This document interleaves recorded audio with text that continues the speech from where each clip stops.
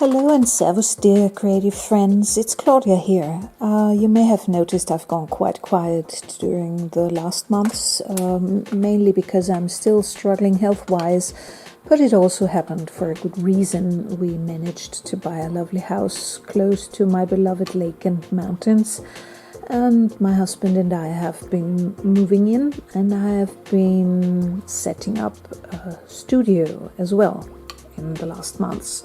It's not finished yet, but it's slowly taking shape, and I'm sure some things will be rearranged in the future, but for now it's a lovely creative spot. And yes, I hope you want to take a tour with me.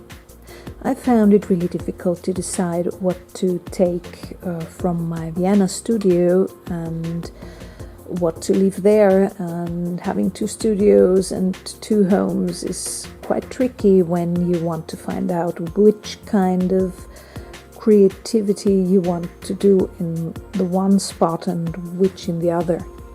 So here are a small selection of embossing powders, and while browsing my numerous rubber stamps, I found a lot I had almost forgotten about. So these are mainly old ones and mainly texture stamps, and some I really rediscovered and wondered why I hadn't used them in ages. Yes, looking through my stuff in the Vienna studio is quite funny, because, for example, this stamp set was my first texture stamp set I bought, and I still love it, and it will go in one of these drawers. I bought a lower shelf to divide the room in the guest section with the sofa and the cupboard, but also to put my big shot on, because I found I needed a big shot in both homes. So yes, I bought a second one, and picking dies for the countryside home and for the Vienna home really is hard. I still haven't come up with a final solution yet. On my work desk in the new house, I try to stay quite clean, just a small collection of inspirational bits and bobs, vintage buttons, doll's heads, and other stuff I love to look at. I also am happy to finally have a pin board and the open shelves that for now hold a kind of first collection of needed stuff.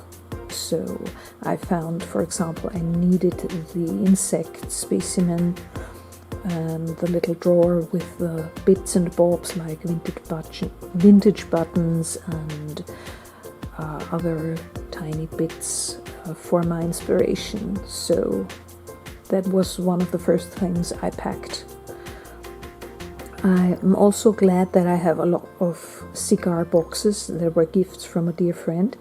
These hold vintage buttons, ribbons, thread, and other treasures.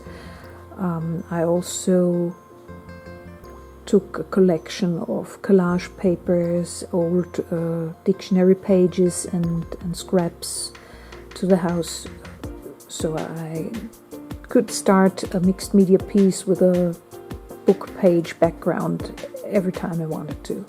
This is a find in the Vienna studio. These were painted seed pods that once were a necklace, and I also found some self-made projects that I still love. This is a small collection of much needed acrylic paints and crackle media and stuff like that. Here are the papers and tags and other substrates to work on. The heat tool, of course, and some rubber stamps, 2 jelly plates and foam stamps.